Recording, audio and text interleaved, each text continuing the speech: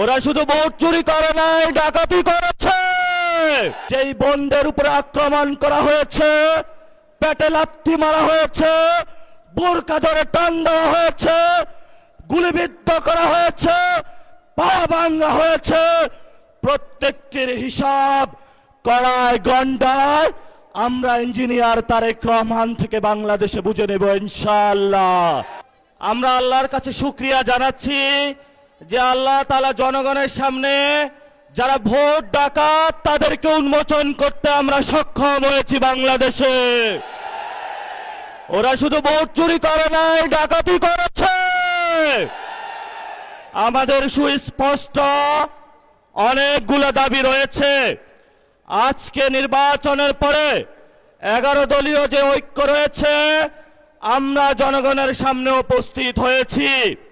আমরা প্রথমত বলতে চাই, পার্লামেন্টে যে ভোট ডাকাতরা গিয়েছে, জনগণের সামনে আমরা বিরোধী দল হিসাবে হাজির হয়েছি।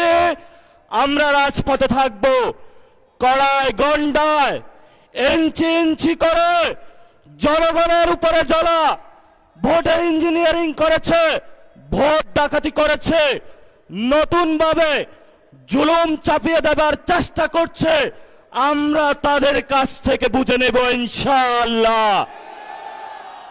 আমি সংক্ষিপ্ত কথা বলবো। আমাদের ভাই শহীদ উসমান হাদি আজকে আমাদের মধ্যে থাকতে পারতেন। সংসদ সদস্য হিসাবে ঢাকা 8-এর আল্লাহ ওনাকে শহীদ হিসাবে নিয়ে গিয়েছেন। আমরা বিচারের দাবিতে মাঠে গিয়েছি।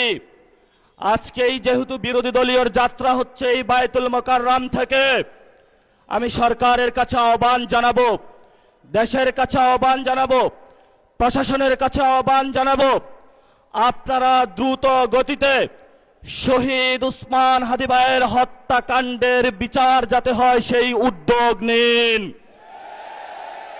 আমাদেরকে এতদিন বলা হয়েছে বিচার এবং নির্বাচন মুখোমুখি দাঁড় করাবেন না। আমরা মরিয়া প্রমাণ করিলাম যে আমরা নির্বাচন বিরোধী নই। এখন সময় এসেছে শহীদ উসমান হাদি ভাইয়ের হত্যাকাণ্ডের বিচার করতে হবে। তৎকালীন সময়ে সংস্কারের নিয়ে বলা হয়েছিল, সংস্কার এবং নির্বাচন বিরোধী করার চেষ্টা চালানো হয়েছিল, ট্যাগ দেওয়া হয়েছিল, ওরা নির্বাচন চায় না। আমরা তোমাদের চোখে আঙ্গুল দিয়ে দেখিয়েছি আমরাই বাংলাদেশে গণতন্ত্র চাই, তোমরা চাও ভোট ডাকাতি করতে। এখন সময় এসেছে, কোন 9-6 চলবে না। সংস্কারে জনগণে যে হ্যাঁ ভোটে ম্যান্ডেট দিয়েছে, দ্রুত বাস্তবায়ন করতে হবে। সাথে সাথে বাংলাদেশে সন্ত্রাস, চাঁদাবাজি, দখলদারিত্ব বন্ধ করার উদ্যোগ নিতে হবে। এবং নির্বাচনের আগে আমরা এই বায়তুল মোকাররমে দাঁড়িয়ে একটি প্রটেস্ট করেছিলাম। ভোট ডাকাতির জন্য আমাদের জামাত ইসলামের এক ভাইকে খুন করা হয়েছিল। আমরা বলেছিলাম আমরা আবার আসবো, দ্বিগুণ হয়ে আসবো। এসেছে দ্বিগুণ হয়ে। আমাদের ভাইয়ের হত্যার বিচার বুঝে নিতে হবে। রাজপথ সংগ্রাম জারি রাখতে হবে। আমরা একমাত্র ভয় পাই কার কাছে?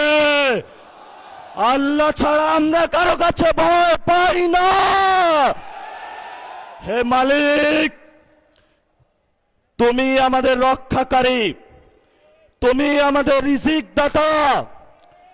যারা এই বাংলাদেশে জনগণ 17 বছর অপেক্ষা করেছিল, আমাদের অধিকার ছিনিয়ে নিয়েছে, ভোট ডাকাতির মাধ্যমে ভাইদেরকে হত্যা করেছে।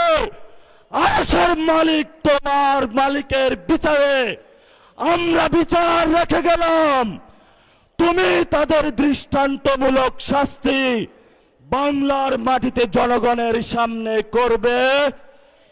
আমরা আজকে তোমার মসজিদের সামনে বিচার রেখে গেলাম।